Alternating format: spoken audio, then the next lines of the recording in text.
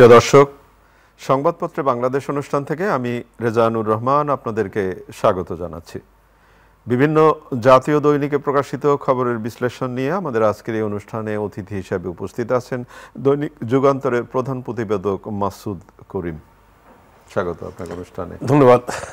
আপনাকে ধন্যবাদ। পত্রপত্রিকায় প্রকাশিত কয়েকটা গুরুত্বপূর্ণ শিরোনাম আপনাকে পড়ে শোনাই, তারপর আমরা আলোচনায় যেতে চাই। প্রথম আলো, হামলায় যুক্তরাষ্ট্রকে জড়াতে চায় ইসরায়েল, ইরানের হুঁশিয়ারি, ইরান কখনো আত্মসমর্পণ করবে না খামেনি। ঐকমত্য কমিশন, সাংবিধানিক কাউন্সিল নিয়ে দলগুলো একমত হয়নি। দৈনিক যুগান্তর, ইরান ইসরায়েল তুমুল লড়াই, বিপজ্জনক আগামী 24 ঘন্টা, ইরান কখনো আপোষ করবে না, যুদ্ধ শুরু খামেনি। এনসিসি গঠনে মতবিরোধ। দৈনিক সমকাল, জড়াচ্ছে যুক্তরাষ্ট্র, প্রস্তুত ইরানও। কালের কণ্ঠ, কমছে আয় বাড়ছে দায়, বাজেট প্রত্যাশার বাস্তবায়ন দেখছি না, দেবপ্রিয় ভট্টাচার্য। মানব জমিনের শিরোনাম, ট্রাম্পের প্রস্তাব নাকচ খামেনির, লন্ডন বৈঠক, জামায়াত কেন অতি প্রতিক্রিয়া দেখাচ্ছে। বাংলাদেশ প্রতিদিন, ইরান ঘিরে মার্কিন যুদ্ধবিমান, ঐক্যের বৈঠকে যত ঘটনা, সচিবালয় ফের উত্তপ্ত। দেশ রূপান্তর, আত্মসমর্পণ করবে না ইরান, এনসিসির পক্ষে জামায়াত এনসিপি, বিপক্ষে বিএনপি সহ সমমনারা। আমার দেশ, স্বচ্ছ নির্বাচন আয়োজনে কতটা প্রস্তুত ইসি। আমাদের সময়, আত্মসমর্পণ করবে না ইরান, হাইকোর্টের পূর্ণাঙ্গ রায়, 7 জনের আমৃত্যুদণ্ডের ব্যাখ্যা প্রদান। খবরের কাগজ, অনমনীয় ইরান, পাল্টা হুমকি, যুক্তরাষ্ট্রের ঘাঁটিতে হামলা করবে ইরান। দৈনিক জনকণ্ঠ, নির্বাচনের তফসিল ডিসেম্বরে, আত্মসমর্পণ নয় করা জবাব, যুক্তরাষ্ট্র ইসরায়েলের প্রতি খামেনির হুঁশিয়ারি।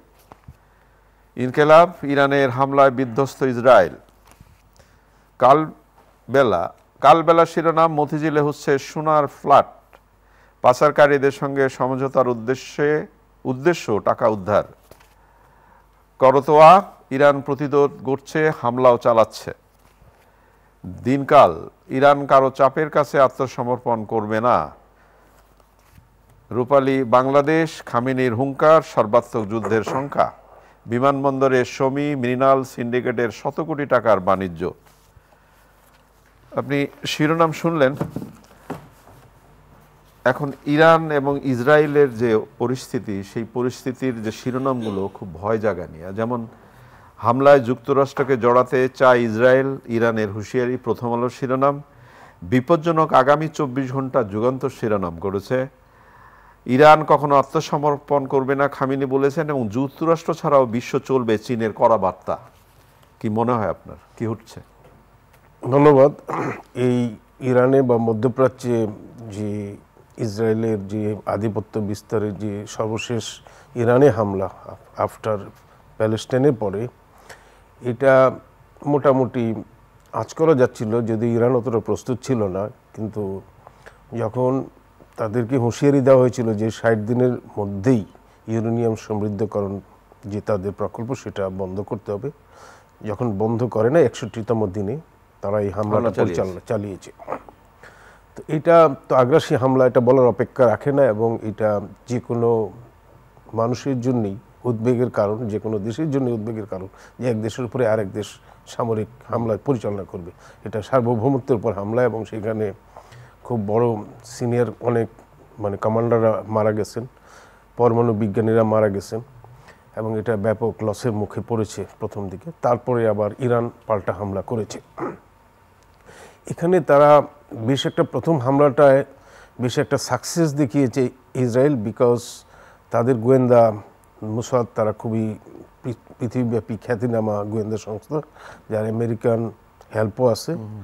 আর দ্বিতীয় হলো যে ইরানের অভ্যন্তরেও কিন্তু একটা রাজনৈতিক ডিভিশন আছে। আপনারা জানেন যে এখনকার যে আয়াতুল্লাহ খামেনি, উনি তো ইসলামিক ধাঁচের গণতন্ত্র, ডেমোক্রেসি সেখানে আছে, কিন্তু সেটা ইসলামিক ধাঁচের ডেমোক্রেসি।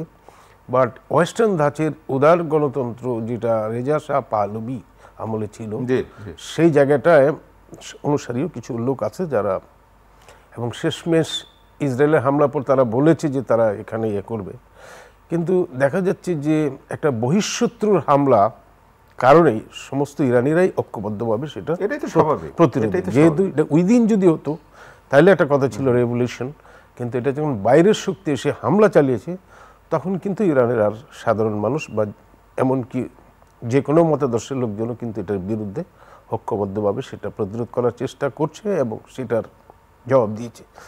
এখন পর্যন্ত মানে আপনি যদি বলেন যে ক্ষয়ক্ষতি ইরানে বেশি হয়েছে সন্দেহাতীত, তবে ইসরায়েলেরও যথেষ্ট ক্ষয়ক্ষতি হয়েছে। ক্ষয়ক্ষতির কথা বললেন, কোন দেশের কত ক্ষয়ক্ষতি হলো, সবচেয়ে বড় ব্যাপার মানব জাতির ক্ষতি তো হচ্ছে সবচেয়ে বড়। এটা মানব জাতির ক্ষতি হচ্ছে এবং আমি এটা বলবো যে গোটা বিশ্বব্যাপী এখন যে এই সময়টায় যে যুদ্ধ মানে খণ্ড খণ্ড যুদ্ধ, আপনি যদি ইউক্রেন বা সিরিয়া বা অন্যান্য জায়গায় যেরকম, এখানকার যুদ্ধটাও কিন্তু সেরকম সেটারই একটা পার্ট। এবং গাজার ব্যাপারটা তো আছে, গাজার তো আছেই, কিন্তু এটা এইখানে যে ইরানের যেটা এটা তো বিরাট ব্যাপার। তো এটা হলো তার পার্ট। এবং এখানে আমরা যেটা বুঝতে পারি যে এর আগেও কিন্তু আরব ইসরায়েল যুদ্ধ হয়েছে, এটাই প্রথম না। 48 সালে হয়েছে, 50-এর দশকে হয়েছে, 60-এর দশকেও হয়েছে এবং 70-এর দশকেও হয়েছে। এবং সেখানে ইসরায়েলের আশপাশে যত 5 দেশ আছে সবার সাথে যুদ্ধ করে ইসরায়েল উইনও করেছে এই 4টা যুদ্ধেই। তো এইবার হয়তো তারা উইন করতে পারবে না, এই কারণে যে এখানে তারা আগ্রাসী ভূমিকা নিয়েছে এবং সেটার যথেষ্ট জবাবও তারা দিচ্ছে। কিন্তু এখানে যেটা ভয়ের ব্যাপার সেটা হলো যে আমেরিকা যদিও পেছনে আছে এই যুদ্ধের, কিন্তু তারা যদি এই যুদ্ধ থামানোর বদলে এতে পার্ট হয় তাহলে পরিস্থিতিটা যেটা আপনি বললেন যুক্তরাষ্ট্র যদি পার্ট হয় তাহলে হয়তো ভয়াবহ হবে, সেটাই তো মনে হচ্ছে। যেমন যুক্তরাষ্ট্রের প্রেসিডেন্ট গতকাল বলেছিলেন যে খামেনি কোথায় আছে আমরা জানি, আমরা তাকে এখনই হত্যা করব না। এবং আজকে খামেনির যে বক্তব্যটা, ইরান কখনো আত্মসমর্পণ করবে না, এখানে যেটা বলা হচ্ছে যে খামেনি আরও বলেন আমেরিকানদের জানা উচিত যে কোনো সামরিক হস্তক্ষেপ নিঃসন্দেহে অপূরণীয় ক্ষতি বয়ে আনে। খামেনি যুক্তরাষ্ট্রের প্রেসিডেন্ট ডোনাল্ড ট্রাম্পের মন্তব্য উল্লেখ করে বলেছেন, যারা জ্ঞানী এবং ইরানের ইতিহাস ভালো করে জানেন তাদের জানা আছে ইরানিরা কোনো হুমকিকে পরোয়া করে না। তাহলে কি দাঁড়াবে? আমি খামেনির বক্তব্যটার সাথে সম্পূর্ণ একমত। ইরান ইতিহাসে কখনো কোনো বর্ষতা স্বীকার করে নাই, সেই দিক থেকে এইবারও তারা করবে সেটা মনে হয় না। তবে আর আপনারা যেটা বললেন ট্রাম্প বলতেছে যা এইগুলি যুদ্ধের সময় র্যাটরিক শুনলে বা রিউমার দিয়ে আপনি রিয়েল সেন্সটাকে বোঝা যাবে না। না, আমি সেটা বলছি না। উনি যেটা ওয়েস্টার্ন মিডিয়ার মাধ্যমে ওনারা যে প্রপাগান্ডাটা ছড়াচ্ছে সেটা অ্যাকচুয়াল না। ইরাকের ওয়ারের সময় আপনারা দেখেছেন যে কি পরিমাণ প্রপাগান্ডা ওয়েস্টার্ন মিডিয়াগুলি করেছে। তো এইবারও সেটাই হচ্ছে এবং ওনারা যে দাবিগুলি করছেন এই দাবির কতটা সত্যতা আছে সেটা জানেন। কিন্তু আমি যেটা বলতে চাচ্ছি যে এই যুদ্ধটাও আমার মনে হয় খুব বেশি দীর্ঘস্থায়ী যুদ্ধ হবে না, ভয়াবহ হতে পারে, যেহেতু হামলা করেছে, পাল্টা হামলা হয়েছে এবং ইসরায়েলেরও ব্যাপক ক্ষয়ক্ষতি হয়েছে। অন্তত কয়েক সপ্তাহ এই যুদ্ধটা অবভিয়াসলি চলবে, কারণ যে যার শক্তির সামর্থ্য দেখানোর জন্যে। আর এই যুদ্ধের ইকোনমিক ফল আউট হবে এনর্মাস, কারণ এখানকার মধ্যপ্রাচ্যের অর্থনীতি, এমনকি আমাদের দেশের মতো যারা জ্বালানি তেলের উপর নির্ভরশীল একটা কান্ট্রি, আমাদের জন্য খুবই হবে। এবং এই সমস্ত যুদ্ধগুলির টার্গেটও কিন্তু অর্থনীতিকে কবজা করা।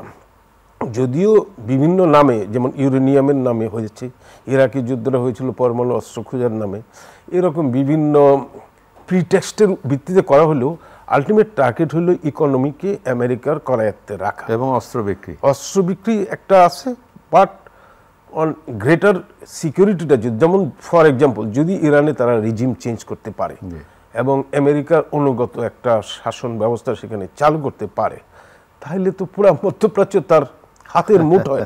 কিন্তু এই স্বপ্ন সফল হবে বলে আমার মনে হয় না, কারণ ইরানি জাতিটা এরা কখনো পরাজয়ের আমরা ইতিহাস নাই এবং লড়াকু জাতি।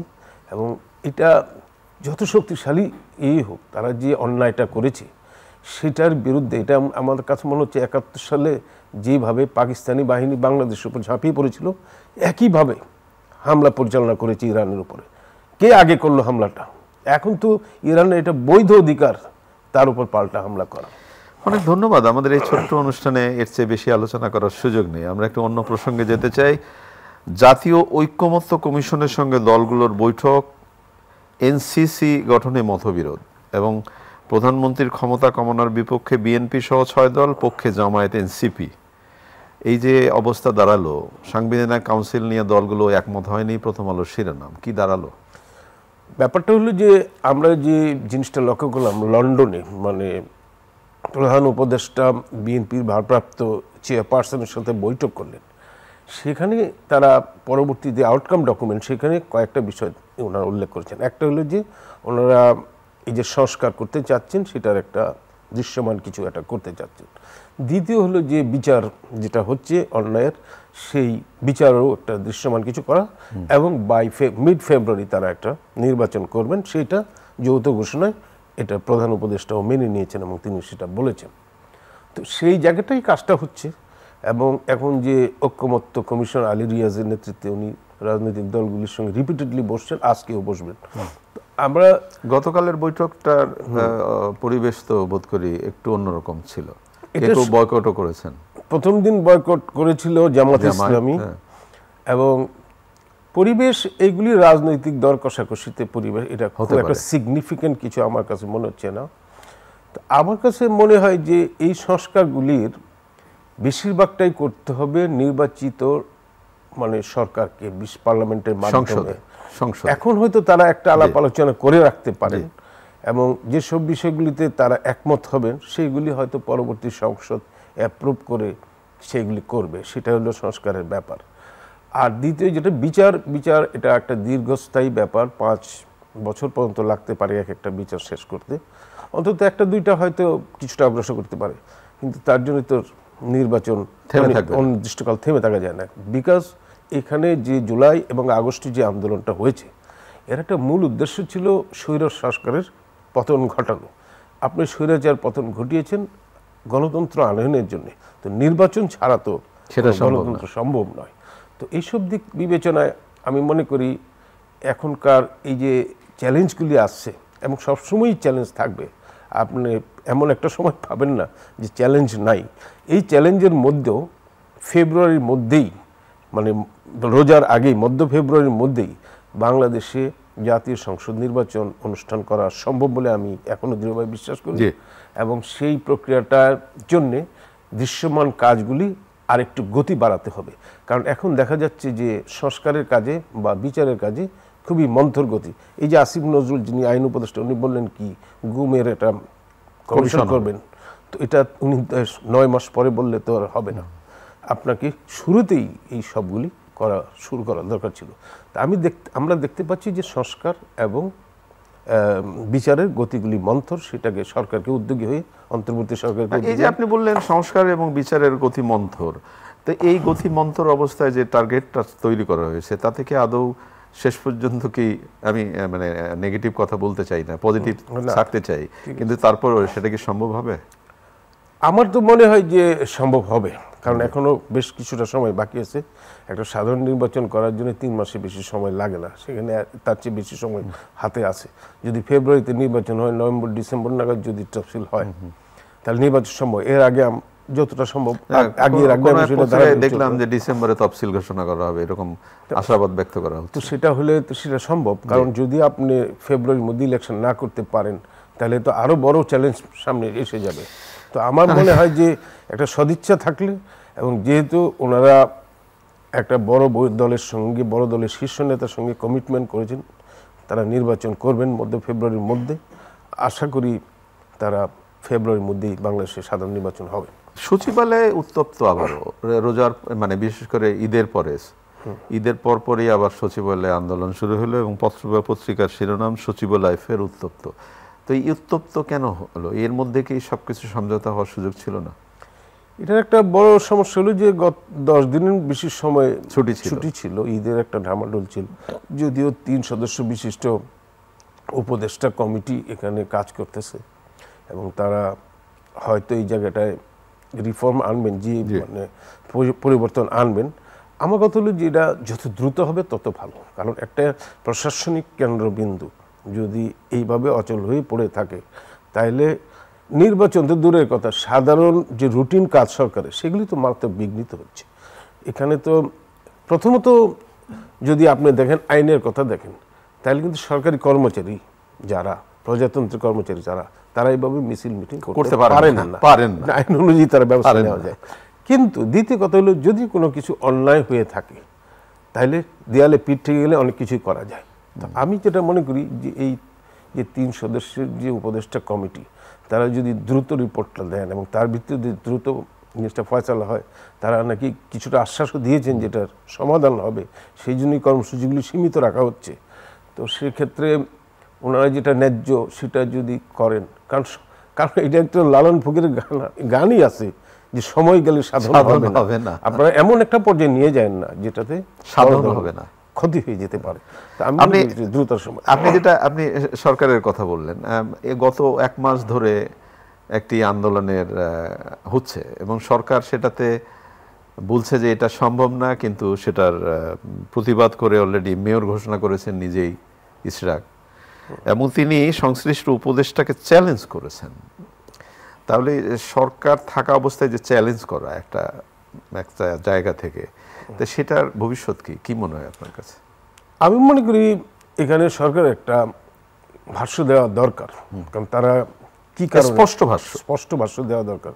কারণ এখানে আদালত তাকে মেয়র ঘোষণা করেছে এবং ঘোষণা করার পরে নির্বাচন কমিশন তাকে গেজেট ঘোষণা করেছে, বাকি দায়িত্বটা তো আর সরকারের কাছে চলে আসে, বিশেষ করে স্থানীয় সরকার মন্ত্রণালয়ের কাছে।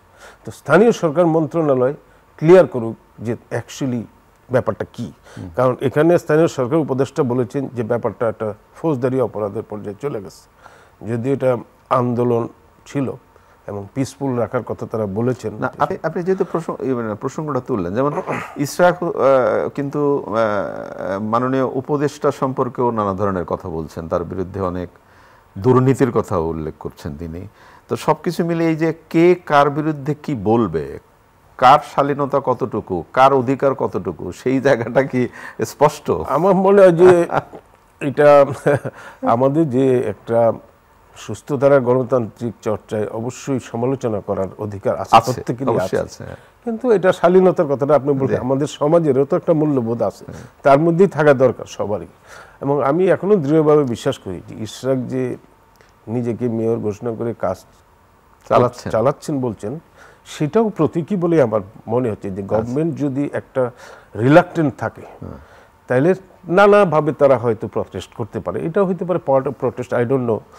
বাট আমি মনে করি যে সরকারের একটা ভাষ্য থাকা দরকার। কিন্তু ব্যাপারটা শোভন না উভয়ের পক্ষে, শোভন না শুধু না, এটা তো একটা দুর্ভোগেরও কারণ। একটা নগর ভবন যদি অচল থাকে,